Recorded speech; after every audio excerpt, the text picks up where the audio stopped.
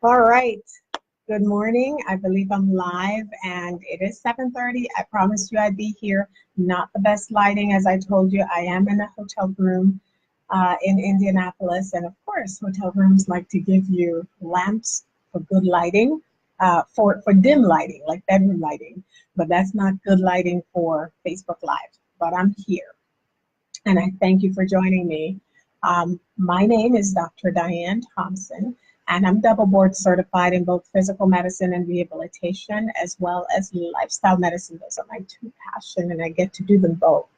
And I help people with debilitating physical challenges to adjust, adapt, and attain a new normal and a new lease on life.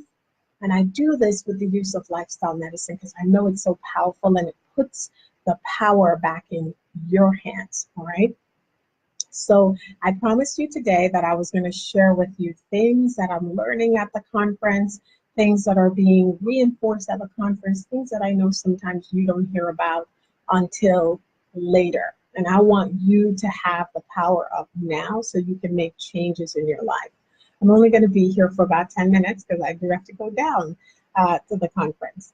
But one of the things that I went to yesterday was looking at ways to protect your kidney using lifestyle medicine. And the beauty of this is that these are simple things that you can implement right away. Again, it's putting the power of medicine back in your hands.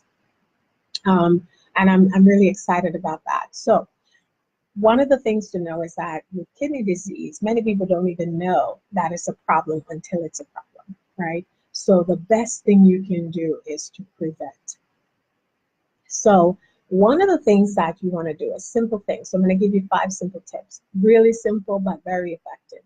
The first thing you ought to do, and by the way, before I give you these tips, let me just give you this disclaimer. This discussion I'm having with you is for educational purposes. I don't know you directly. Your doctor does.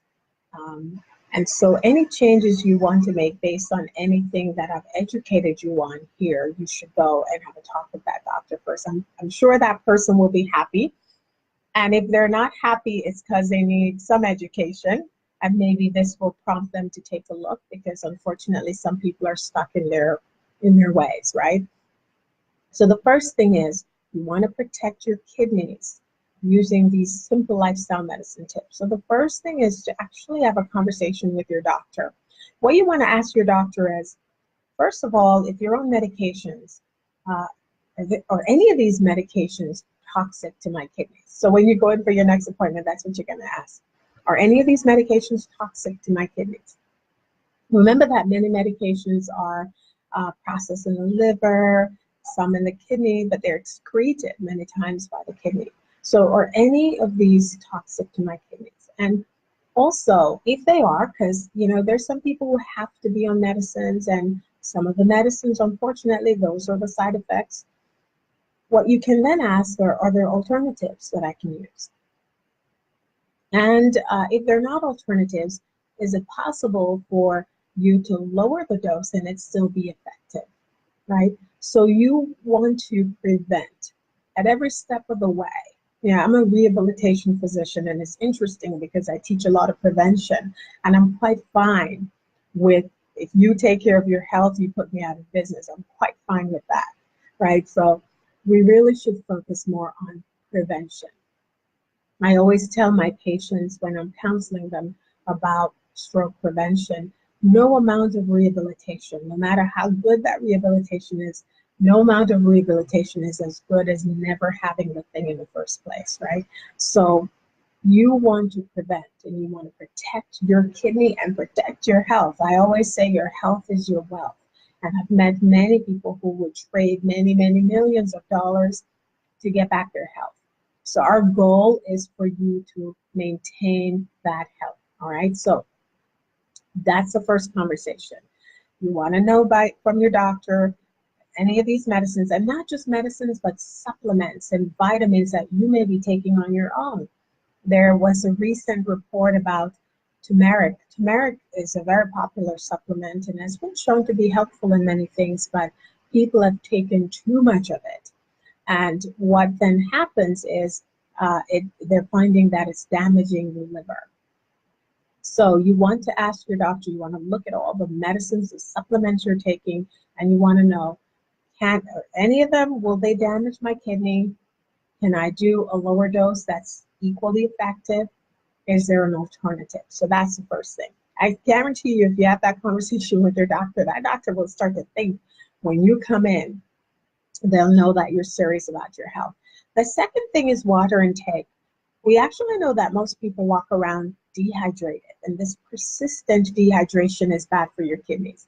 Now, again, this is why I said at the beginning, you want to make sure you have a conversation with your doctor first to make sure that indeed it's okay for you to up your water intake. Because there are some people, right? There are people, for example, who have heart failure, and they're expected to be on a lower amount of water because too much water can precipitate the heart failure symptoms. So check with your doctor based on your individual diagnosis. In general, though, most people walk around chronically dehydrated, which can be bad for the kidneys. So you want to drink plain old water, and increase that water intake as appropriate. Here's the other thing. I'm going to segue into soda. Another thing that's bad for the kidneys, soda. Soda and most processed foods will give you inorganic phosphorus.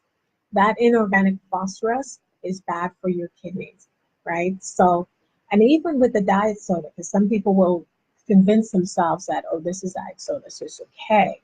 Actually not. And the diet sodas now show that they change the gut environment and put you at risk for so many things. So avoiding that soda is important, and that includes the diet soda. All right. So tip number, where are we? We are, I think, at tip number 4, and it's going to be about sodium. This is another thing. In this country, most people get too much sodium. Most people do. The foods that you eat, they're laden with sodium. And so if you're someone who's the salt shaker, I'm always surprised when I see that. There's still people who do that. It is, salt shakers are not in anymore. Throw them out. We know better now. If you think you have to have salt put on your food like that, I guarantee you that if you give yourself a chance, it will improve. Your taste buds will get accustomed to the less salt. I know this for a fact. I grew up with a stepdad who had high blood pressure. My mom did not cook with salt. My taste buds adjusted so much that when I went outside, everything tasted salty, right? So get rid of that salt shaker. It is bad for the kidneys. It also increases your blood pressure, puts you at risk for increasing that blood pressure reading, which is also bad for the kidneys, right?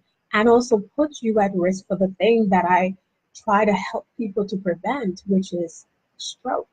Increases that risk of stroke. All right, so get rid of that salt shaker.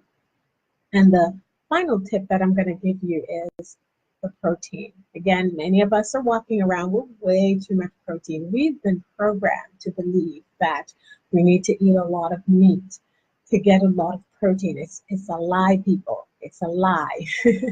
It's the same type of lies that were told years ago by the tobacco industry. You don't need to eat a lot of meat to get protein. In fact, you can get protein from plants. And I want you to think about this for a second. The very meat that you're eating, the cow, the chicken, the very meat that you're eating to try to get your protein, these animals don't eat meat. So you're getting your meat from the middleman. Ask yourself why. Why are you getting your meat from the middleman?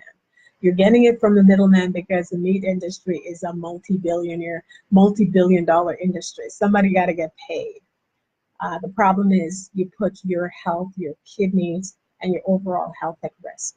So focus more on a plant-based diet. You will get all the protein you need from that. Don't be convinced that you have to have the meat. That's all programming and advertising, all right? So I have 20 more seconds because I promised you I was going to leave this to 10 minutes. And the last thing I'm going to leave you with is to try today. Sitting is the new smoking, right? So try today to sit less. And how are you going to do that? Every minute, get yourself up, stretch around your chair, go for a 30-second walk or a 1-minute walk, and while you're at it, drink some water. And that little thing that you can do will change your health in a drastic way. Thank you so much for spending your morning with me.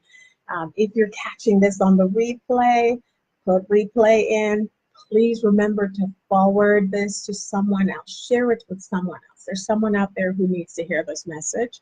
And share, right? Like and share and comment. I really appreciate it. And I thank you for sharing 10 minutes with me in the morning. I'm going to come back tomorrow morning. I'm going to try to see if maybe I can go downstairs. Maybe I'll have better lighting, but we're going to do this. Nothing is going to stop this. So again, my name is Dr. Diane Thompson. I'm double board certified in my two passions, which are physical medicine, rehabilitation, as well as lifestyle medicine. And I help people with debilitating physical challenges to adjust, adapt, and attain a new normal and a new lease on life. And I do this using lifestyle medicine. You can catch me at my website, drdianethompson.com. That's DRDIANETHOMPSON.com. Or on social media, just look for Dr. Diane Thompson. Have a great day. Remember, your health is your wealth. So please, please, please do something healthy for yourselves. And also, please remember to like and share this video. Thank you so much for listening. See you tomorrow, 7:30. I'm going to try to find better lighting in this hotel somewhere. All right.